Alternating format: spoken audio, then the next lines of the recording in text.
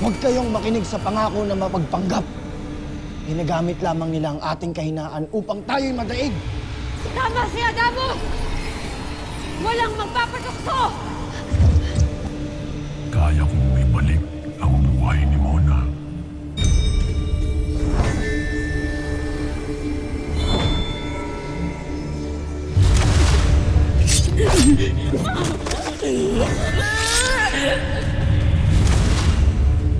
Kung gaano ko kadaling binawi ang kanyang buhay, ay ganun din kadali ang ibalik ko ito. Kayang maging masayang pera sa piling ng iyong kapatid, dalawang ina, maging ng iyong lolo, Javier. Anak!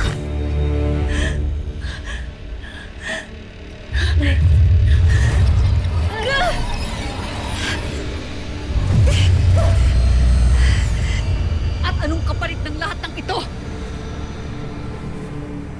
Ang ipahamak ang dalawang mundo! Hindi mangyayari yun, Gargan!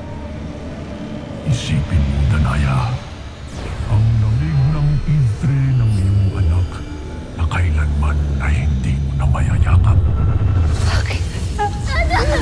Magiging masaya sana kung hindi ako Iftre. Bakit niya hinayaan?